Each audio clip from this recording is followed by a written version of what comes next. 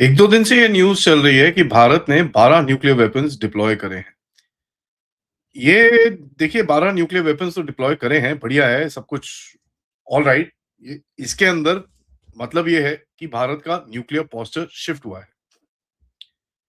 And ये public में क्यों डाला गया? ये रिपोर्ट आई सिप्री की तरफ से, लेकिन सबसे बड़ा सवाल इसमें बनता है कि साहब ये पब्लिक डोमेन में क्यों डाल रहे हैं? वैसे भी जो आपकी न्यूक्लियर डेटरेंट है, जो सेकंड स्ट्राइक कैपेबिलिटी है, वो तो डिप्लॉयड ही रहती है।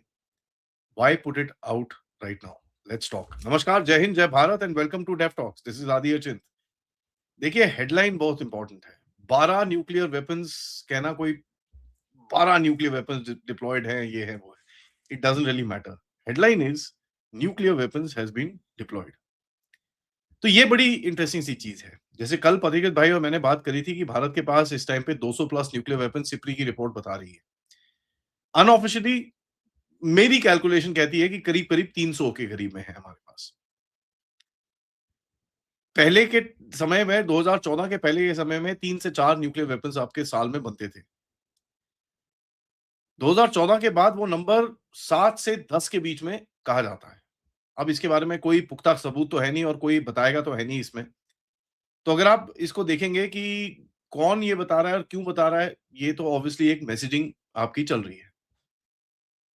सिप्री ने यह भी बोला कि चाइना और भारत दोनों एक small number of nuclear warheads deploy करके रखेंगे ड्यूरिंग पीस टाइम आल्सो।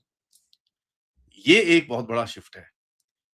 पहले क्या होता था कि वॉरहेड आपके सेपरेट होते थे, लॉन्चर सेपरेट होते थे, स्टोर सेपरेट होते थे, मीटिंग एकदम लास्ट मिनट में करने का प्लान होता था।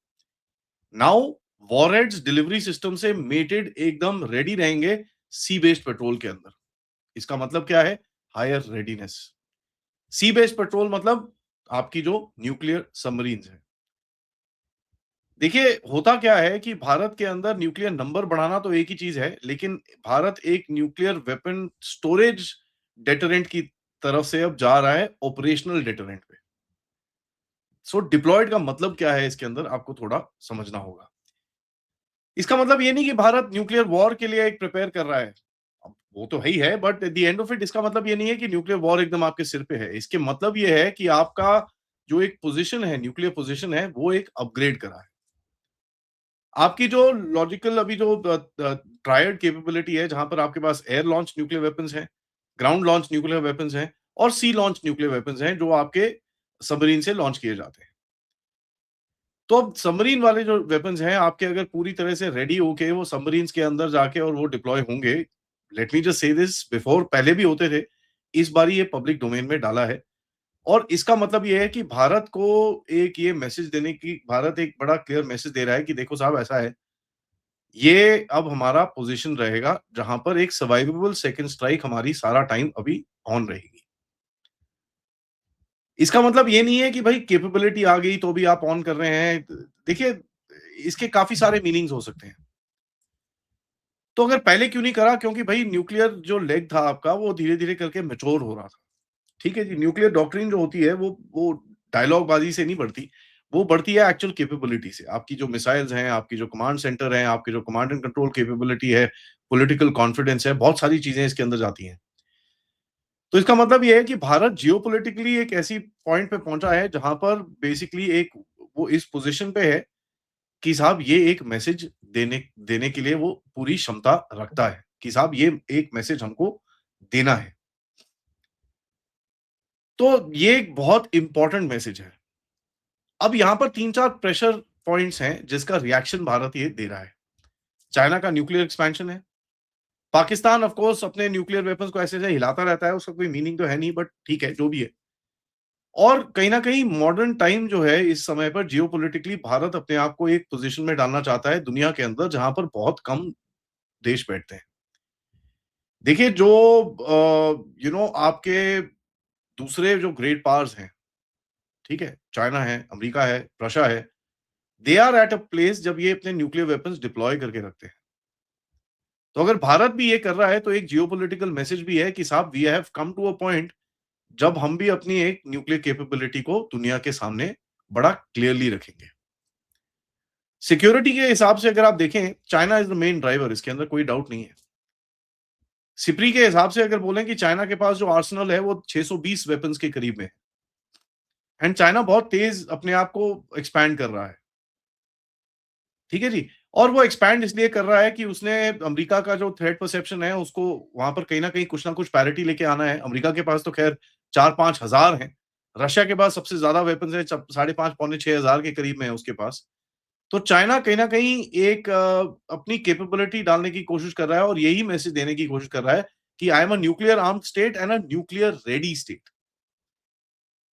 अब भारत चाइना को वेपन टू वेपन मैच नहीं करना चाहता, बट भारत एक बड़ा क्लियरली बोल रहा है कि अगर आप एक न्यूक्लियर रेडी स्टेट हैं, तो हम भी एक न्यूक्लियर रेडी स्टेट हैं, be assured for a absolute retaliation. Bharat को कोई 600 वेपन नहीं चाहिए डिटरेंस करने के लिए। भारत को चाहिए कि भैया अगर चाइना का फर्स्ट स्ट्राइक आता है, तो एक सेकंड स्ट्राइक कैपेबिलिटी आपके पास होनी चाहिए और इस वजह से आपकी जो सबमरीन्स हैं, वो बड़ी इंपॉर्टेंट होती हैं।